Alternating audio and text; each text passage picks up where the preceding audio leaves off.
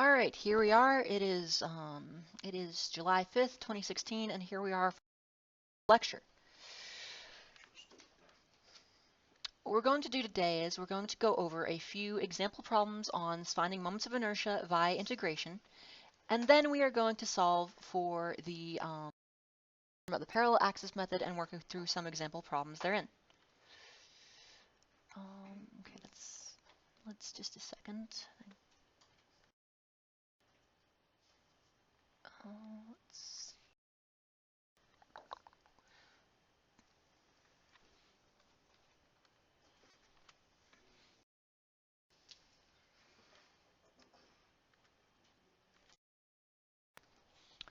Okay, so we have this example problem here. And finally, everything is working. Determined by direct integration the moment of inertia of the shaded region with respect to the y-axis.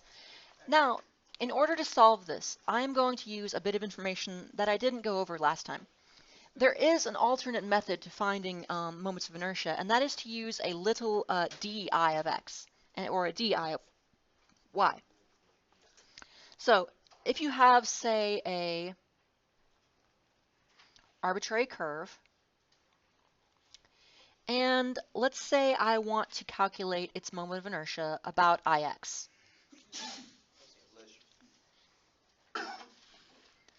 I can actually use a dx for this if I please.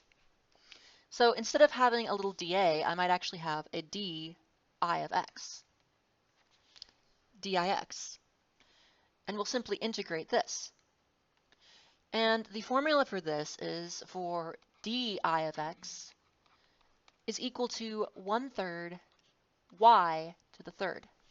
So you'll have an x coordinate for this, and then the y is the distance from the top of the strip to the bottom of the strip.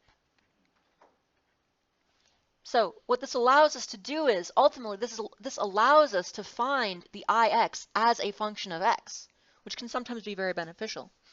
In the same manner, we can, if we have a curve, we can find the Iy, the moment of inertia with respect to the y-axis, using a diy. And I'm going to go over how to use these. So where did you get the formula? That formula, you can find that in the textbook. That's a general formula for any shape curve? This is a general formula for any shape curve, yes. And what we're going to do is we're not going to leave this as y. What we're actually going to do is we are going to, oh, sorry, I forgot the dx here. There's dx here. And this is a diy. And the differential element, the tiny piece of moment of inertia, is x squared y dx. So this is just a tool that we can use, a tool in our tool belt, in order to find things do everything in terms of x if we want. So why are we no longer doing the, We can still do things in terms of y and solve functions in terms of x equals something something y, but often it's more convenient to do functions in terms of x. So this is sort of a variable transformation if you think of it that way. So this will be a little differential element to find moment of inertia with respect to x, and this will be a little differential element to find the moment of inertia with respect to y. All right. So let's learn how to apply these. I'm going to use that for this here. So let's look at this. In this problem, we wish to find the moment of inertia of the shaded area with respect to the x-axis. This means we are looking for Ix. That's what we're looking for. So I am going to use dix equals 1/3 y to the third dx. However, I don't like doing an integration like this. This isn't necessarily going to give me much. Instead, I want to replace y with a function in terms of x. Thus, I'll have an x to go with my dx here. So we need this equation. Let's see. The slope, this is obviously a y equals mx plus b equation. and the B is simply H1, and the M is going to be H2 over A. Rise over run. Actually, wait, no, sorry, I lied. Not H2 over A, H2 minus H1 over A. H2 minus H1 over A. Rise over run. So our overall y equation then is y equals H2 minus H1 A times X plus B. Oh, sorry, plus H1.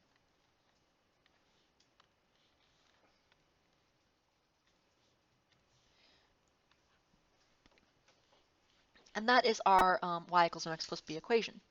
So then I can say dix equals 1/3 H2 minus H1 over A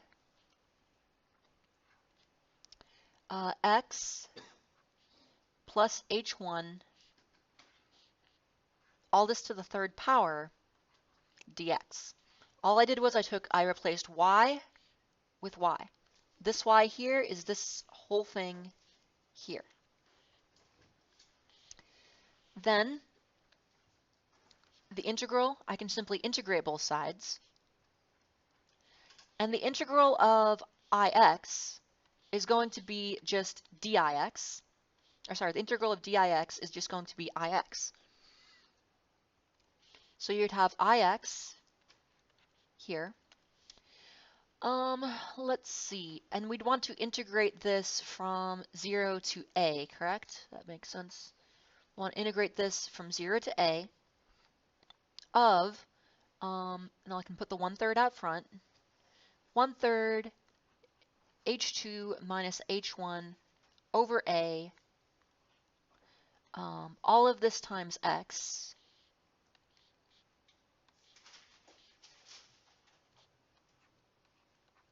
plus H1 to the third dx.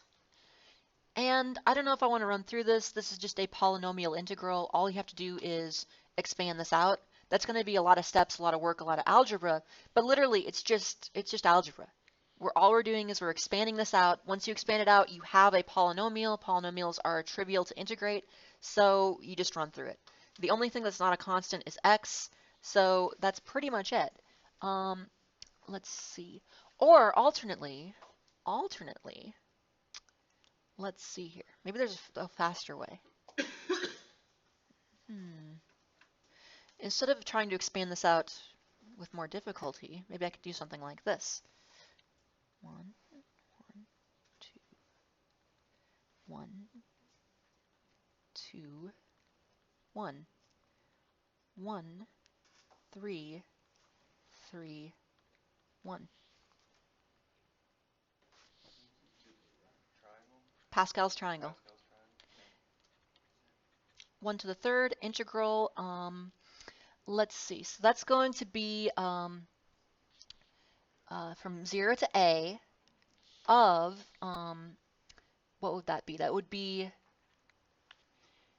H2 minus H1 over A to the third, no wait, just x to the third, yeah, sorry. No, it would be, the whole thing needs to be taken to that, sorry, yeah, so to the third, x to the third, plus 3,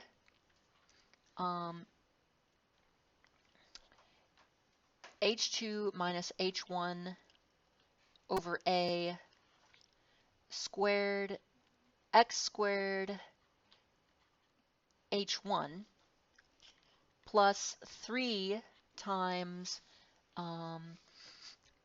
H2 minus H1 over A x H1 squared plus H1 to the third, all of that dx.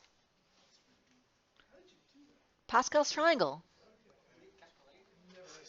You've never heard of Pascal's triangle? Impossible. This is algebra 1. It's Pascal's triangle is used to calculate binomial expansions.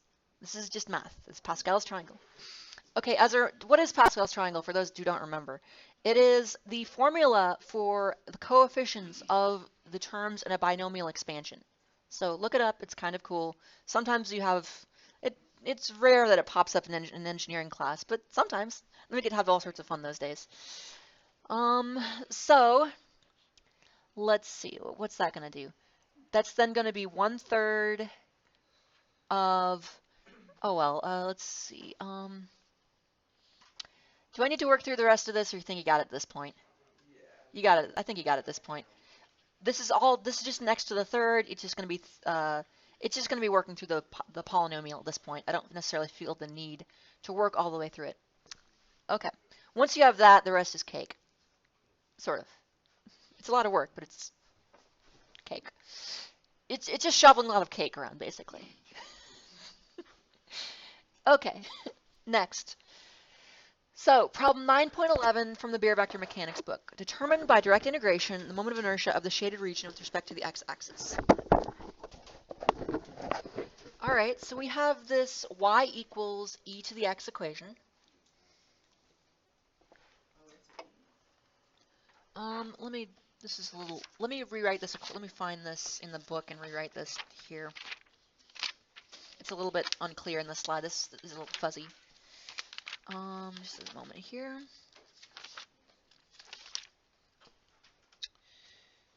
Uh, 9.11, yes. So the equation here, in case you can't see it, it's a little small, I know, is y equals k e to the x over a. Like this. Y equals k times e to the x over a. Now, we want to get this in terms of a and b, so let's do that. I'd like to get rid of this k here if I could. Now, I know at x equals a, y equals b. So I can use that to get rid of k here. So y then equals, b equals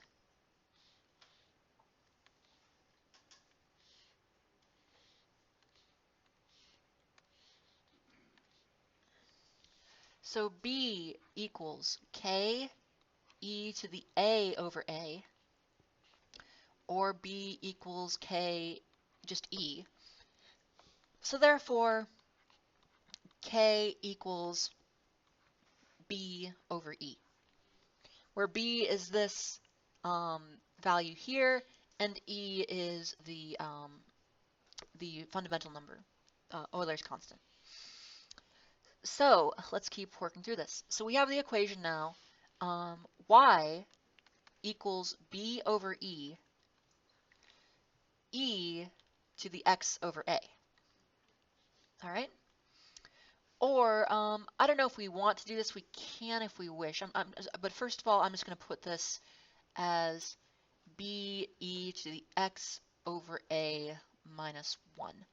I don't know if that will be beneficial, but that sort of popped out at me. Maybe that's what we want to do. Maybe it's not.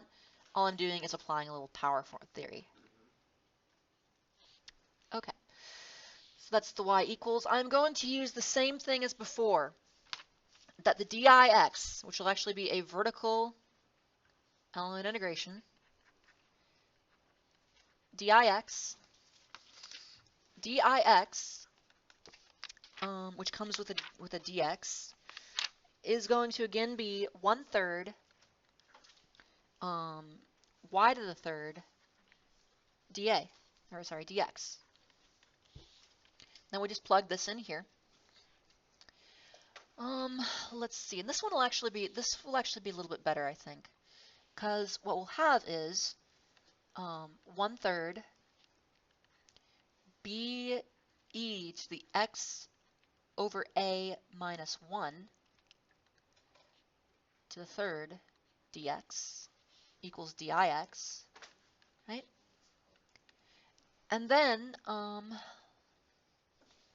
let's say that this is, however, I know my powers, 1/3, okay, so that's going to be b to the third, And I know when I bring down an exponent, I multiply the powers. E to the 3x over a minus 3 dx.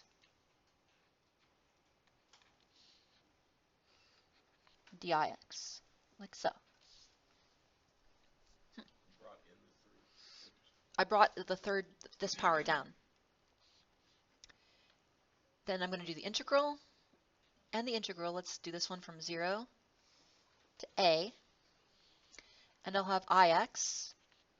Well, let's see. This is going to be a really fun integral.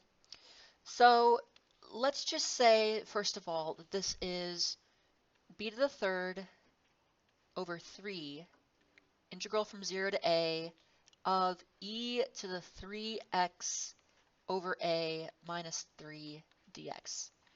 What a mess. Okay, so what I'm going to do is, I'm just going to copy this over to the next slide, so I can work on it easier. Oh, maybe not. Just let me get myself. Let me pop in another slide here.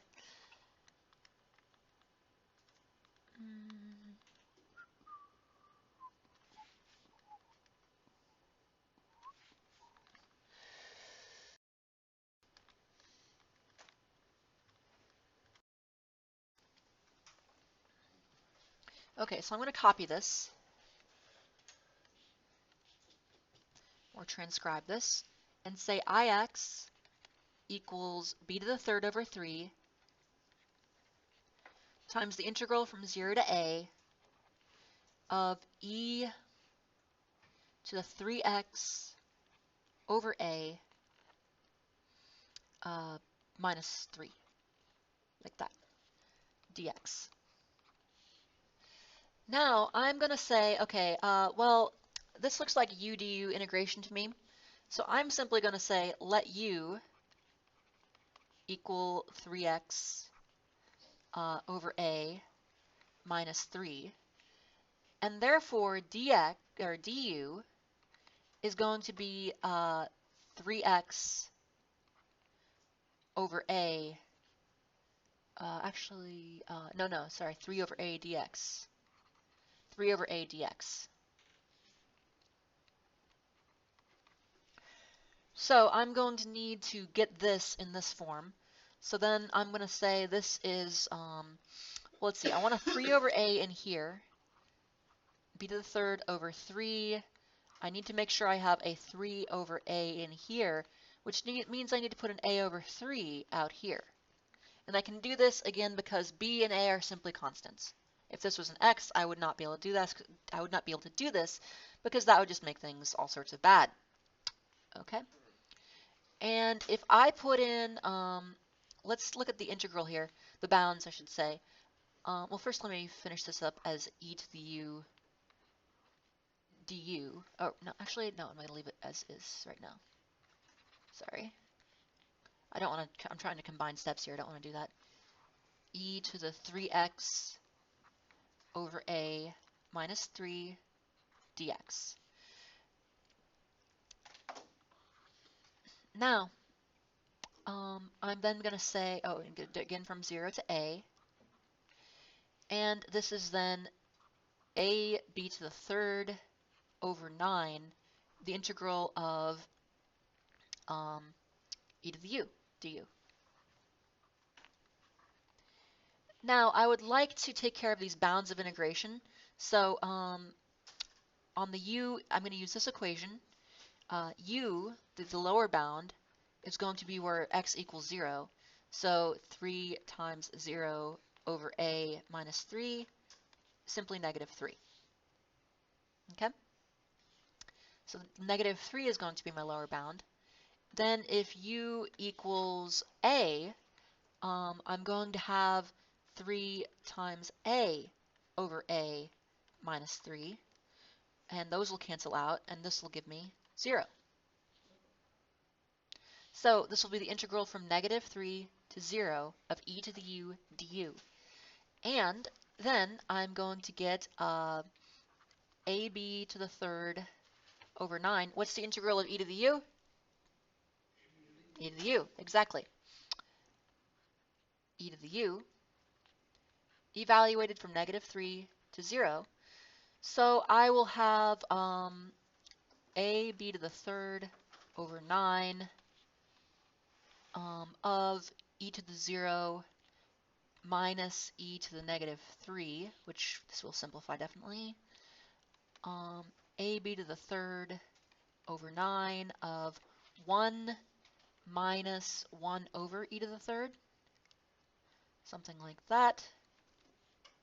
And we could simplify, take this further if we want. It's somewhat it's somewhat arbitrary at this point. ab to the third over 9 times e to the third minus 1 over e to the third. And then, well, that's good enough. I could just say, maybe just ab to the third times e to the third minus 1 over 9 e to the third. Although what final form you put it in is somewhat a stylistic choice. Questions on that? Isn't integration fun? Joy. Just lovely.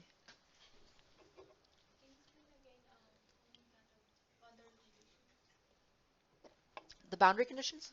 Oh, the bounds? Like the -3 and the 0? Okay. How I got those? Well, are you okay with it when I said u equals 3x over a minus 3? These original boundary values, these are x boundary values. If I'm going to do a du, I should probably get my boundary values in terms of u, not in terms of x. When x equals 0, u equals -3. When x equals a, u equals 0. But some people, again, it's there's some preferences here. There's certain matter of preferences and personal choices and things like that. Personal preferences. I've seen on UDU integration, I've seen some people like to convert the boundaries, the bounds of integration into things in terms of u. I've also seen some people who just prefer to not worry about the boundary conditions, do the indefinite integral in terms of u, turn it back to x, and then plug in the x values into it. But again, it's totally your choice. Either way is perfectly valid. All right, yes. That top part of the very top right. Okay. Where's the 3 over a coming from? Like, did you switch it to a over 3 just to make it equal to dx? See here. I had a, okay, the question is where'd this 3 over a come from? Well, what I did was I found that du is equal to 3 over a dx, right? Yeah. And so I'm setting the equation up so that I can very easily put it in u to u terms. Because this is the integral of, let me just say, e 0 to a of e to the 3x over a minus 3 times 3 over a dx. I know it's kind of crammed in there. This part here is exactly equal to du. This part here is exactly equal to u in terms of the power. So I set up my equation in such a way as it will that it will work very well. So how come we don't do the ix is equal to the integral of the y squared? I mean, why we completely abandon that and now use the dx? Why are we using this instead of the ix equals y squared? Just you could try it either way, but there are certain cases where it's going to make the math simpler. I think I'd probably rather do integral with in terms of e than natural log, but either way will work. I mean, either way will work. We could have avoided Pascal's triangle if we had done it the other way, right? Possible. Maybe not. No, that would be a little more complicated still. All right. Professor, so is there, so for this question, we could have used the ix is equal to the integral of y squared. The question was, can we use let's see, can we use the horizontal method for this? Yes, but then you're going to have a dy, and you have to solve it for y. You have to solve it as a function of y, and it would get rather complicated. Oh, okay. Because look here, look this equation. You have to put an L in there. Yeah, the equation here. What if I were to try to do this in terms the other way? I'll just show you the difficulty of it. what if I were to do this a different way? So the equation is y equals b e to the x over a minus 1. Is that no, that's in the power. Sorry.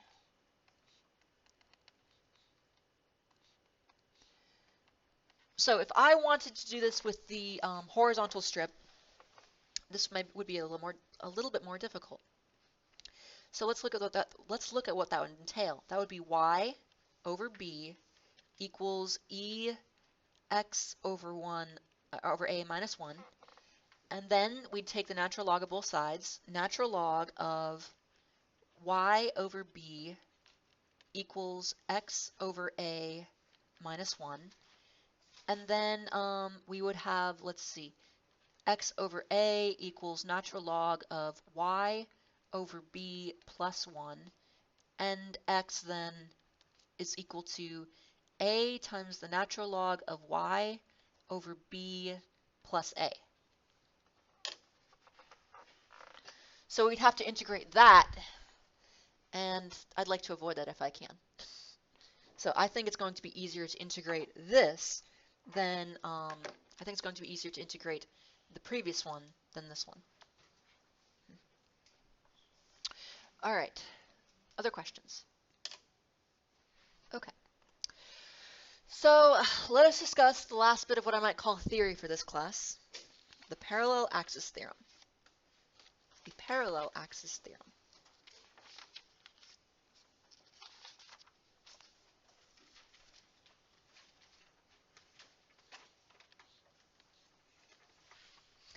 Parallel axis theorem.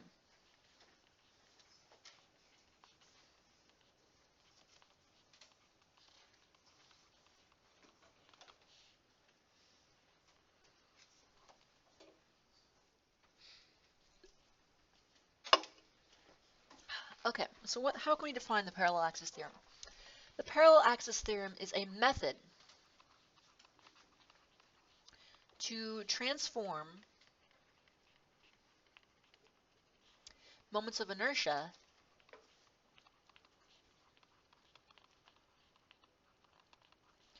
between different axes, different parallel axes.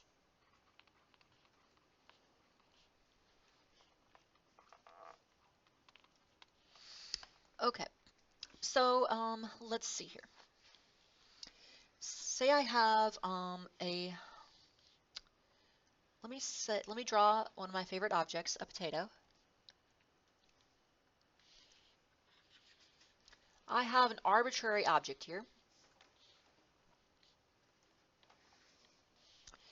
And let's say I have through this object maybe a this here. Let's say that centroid is here.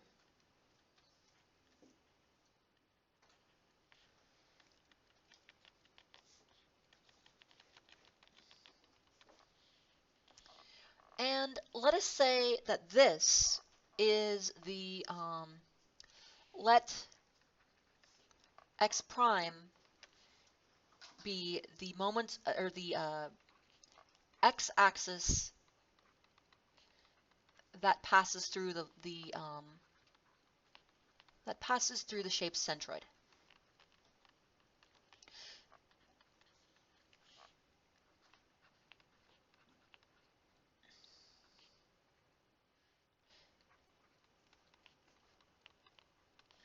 Okay, so this would be x prime. And let x be a global xy or x-axis. So you might have something like this.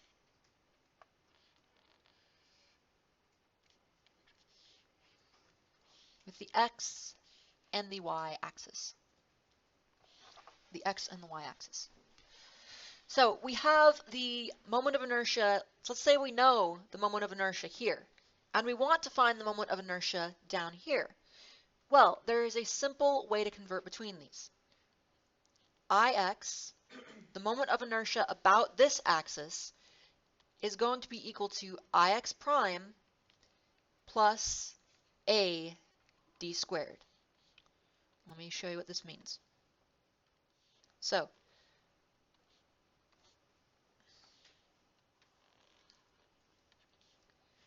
this would be the d. The d is the distance between the parallel axes. And then this thing would have cross-sectional area a. So that's really it. That's all you do. You find the moment of inertia about its own centroid, and then you simply add ad squared. That's it. That is the parallel axis theorem.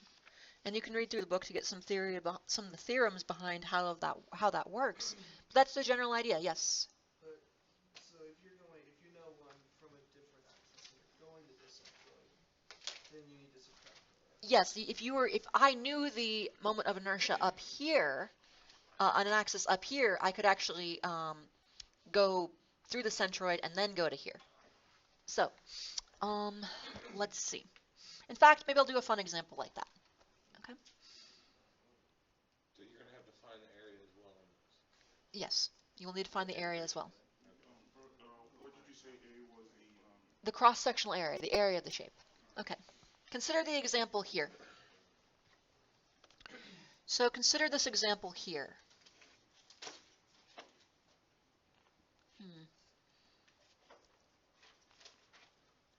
Actually, you know what? I'm going to do a potato again. So say I have a potato.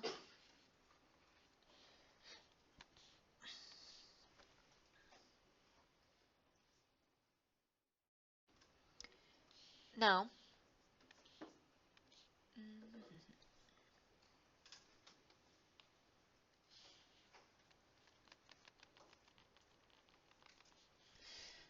one thing you need to be very careful when using the moment of inertia, or sorry, the parallel axis theorem, is to not be too obsessed with variable names.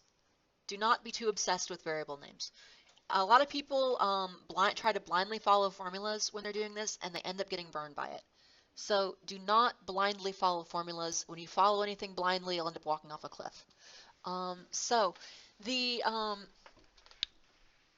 You have to be cognizant of whether the moment of inertia should be increasing or decreasing. Generally, when you're moving further away from the centroid of the shape, you're going to be having an increasing moment of inertia. And if you're moving towards the centroid of a shape, you should be having a decreasing moment of inertia. So let's say that this shape has an area of, I'll just say 10 square inches.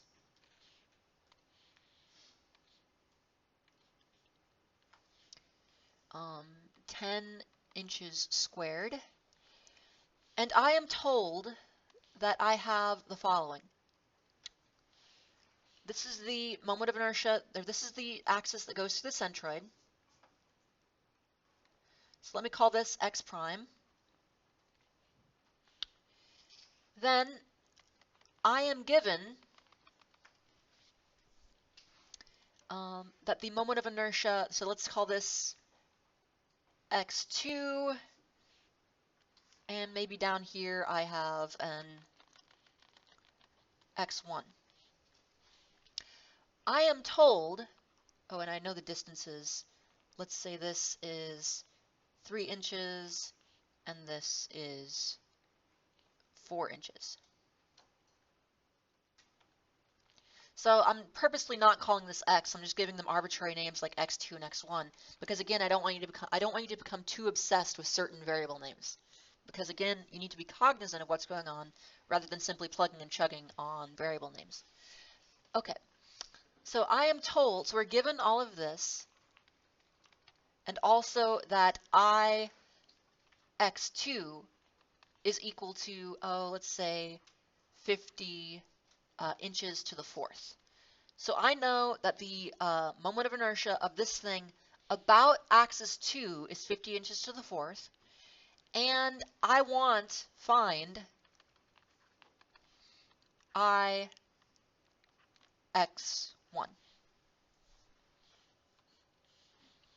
So solution. So I'm given all this stuff, and I'm asked to find the moment of inertia about axis x1.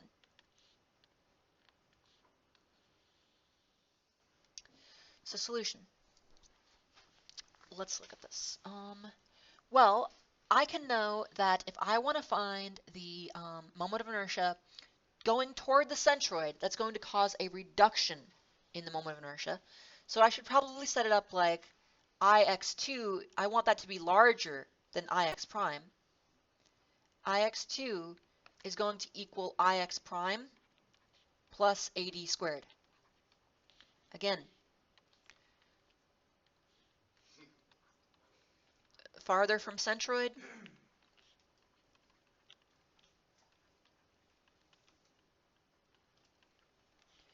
equals greater moment of inertia.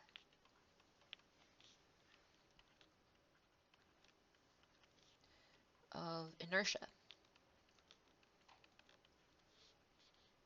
But this formula only works when going to the centroid. So we're going to have to go to the centroid and then back again.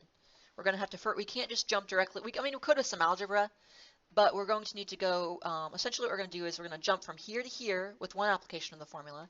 Then we're going to jump from here to here with another application of the formula.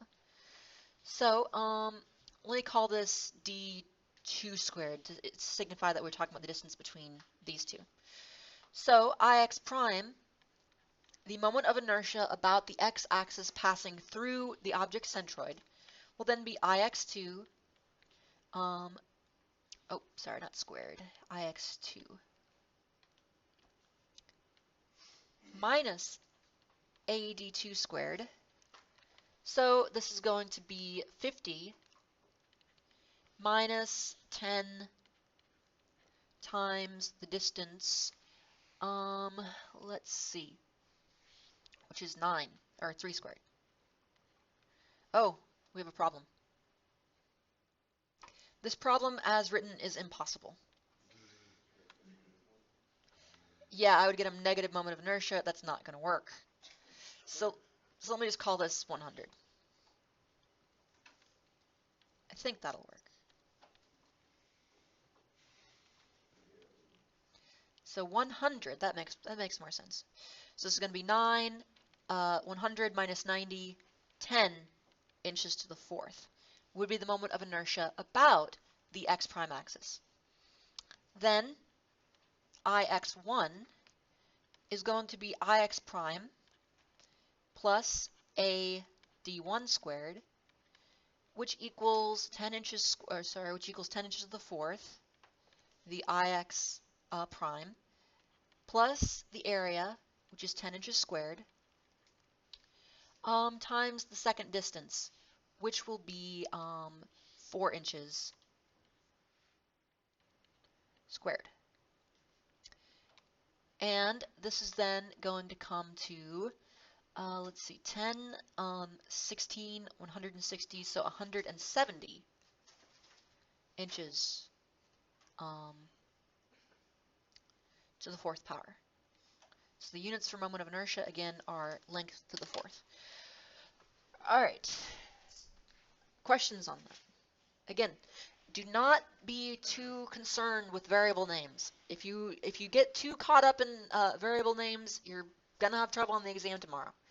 You need to simply be aware that the parallel axis theorem is a way to transverse between one axis and another.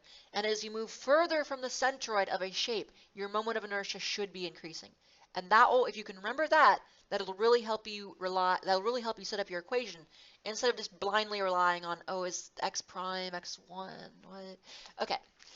So when doing composite shapes, you go from the small shape centroid to the axis you want, right? Yes. Okay. And we're going to work with that in the next examples. Okay. Other questions? This formula is for any shape, correct? Yes, this works for any two-dimensional shape, yes. And there's also a corresponding Iy equals Iy prime plus AD squared. All right, other questions? All right, let's come back, let's go out for a short break, come back, and we will work on a few final examples.